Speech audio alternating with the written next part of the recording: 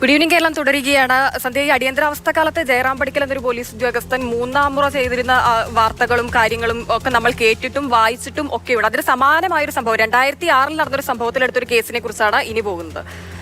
കസ്റ്റഡിയിലെടുത്തയാളെ നഗ്നനാക്കി ചൊറിയണം തേച്ച കേസിൽ പോലീസുകാരന് ശിക്ഷ വിധിച്ച് കോടതി. 2006 ഓഗസ്റ്റിലായിരുന്നു കേസിന് ആസ്പദമായ സംഭവം നടന്നത്. അന്ന് ചേർത്തല SI ആയിരുന്ന മധുബാബുവിനും കൂടെയുണ്ടായിരുന്ന ഹെഡ് കോൺസ്റ്റബിളിനുമാണ് ശിക്ഷ വിധിച്ചത്. നിലവിൽ ആലപ്പുഴ DYSP ആണ് മധുബാബു. നിതിൻ തോമസ് ചേർത്തുണ്ട് വിവരങ്ങളുമായി. നിതിൻ, പോലീസിന്റെ മൂന്നാം മുറ പ്രയോഗം, ഈ ഒരു സംഭവം കേട്ടപ്പോൾ എനിക്ക് ശരിക്കും ഓർമ്മ വന്നത് ആക്ഷൻ ഹീറോ ബിജു സിനിമയിലെ രംഗമാണ്. ഇതുപോലെ പ്രതിയിലെ ചൊറിയണമൊക്കെ തേച്ച് കൊണ്ടുപോകുന്നതൊക്കെ. പക്ഷേ ഇത് അതിനൊക്കെ മുൻപ് 2006 നടന്ന സംഭവമാണ്. ഈ കേസിന്റെ പശ്ചാത്തലം എങ്ങനെയാണ്? കൂടുതൽ വിവരങ്ങൾ.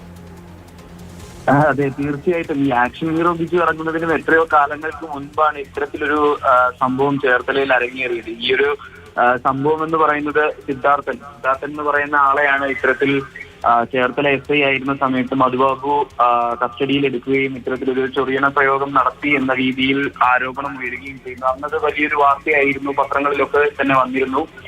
ഈ ഒരു കയർ ഫാക്ടറിയുമായി ബന്ധപ്പെട്ട് ആ കയർ ഫാക്ടറി ഉണ്ടാക്കുന്ന കയർ ഫാക്ടറി സമീപ പ്രദേശത്ത് മലിനീകരിക്കപ്പെടുന്നു എന്നുള്ളൊരു പരാതി നൽകുകയും അതിനെതിരെ സമരം ചെയ്യുകയൊക്കെ ചെയ്തിരുന്ന ഒരാളാണ് ഈ സിദ്ധാർത്ഥൻ എന്ന് പറയുന്നത്. അതുമായി ബന്ധപ്പെട്ടാണ് ഇയാളെ അന്ന് പോലീസ് കസ്റ്റഡിയിൽ എടുക്കുന്നതും. അന്ന് ചേർത്തല SI ആയിരുന്ന മധുബാബുവും അതുപോലെ തന്നെ ഹെഡ് കോൺസ്റ്റബിളും കൂടെ ഉണ്ടായിരുന്ന ഹെഡ് കോൺസ്റ്റബിളും ചേർന്നാണ് ഇദ്ദേഹത്തെ ഇത്തരത്തിൽ ഉപദ്രവിച്ചതെന്നും അദ്ദേഹം പിന്നീട് പരാതി നൽകുന്നു. 2006 ഓഗസ്റ്റിൽ ഈ ഒരു സംഭവം നടന്നതിന് ശേഷം 2007 ഇത് കേസ് എടുക്കുന്നത്. അതിനുശേഷം സ്വാഭാവികമായിട്ട് ഇത് മേൽക്കോടതിയിലോട്ടൊക്കെ പോയപ്പോൾ തന്നെ സ്റ്റേ വരികയും ഇതിന്റെ ഒരു കാര്യങ്ങളൊക്കെ നീണ്ടുപോവുകയുമായിരുന്നു.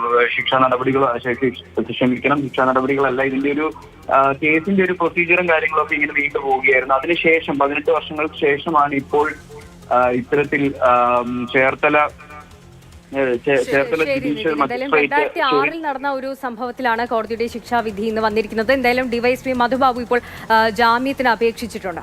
ഒരുപാട് മുൻപ് നടന്ന സംഭവമൊന്നുമല്ല, 2006 നമ്മൾ ഈ മൂന്നാം മുറയൊന്നും ഇപ്പോഴില്ല. ജനകീയ പോലീസ് സ്റ്റേഷനുകളാണ് എല്ലാം എന്ന് പറയുമ്പോഴും ചില കല്ലുകടിയായി ചില ഉദ്യോഗസ്ഥരെങ്കിലും ഇപ്പോഴും പോലീസിനുള്ളിലുണ്ട്. അതെ, നിതിൻ തോമസ് ആണ് കൂടുതൽ വിവരങ്ങൾ നൽകിയത്.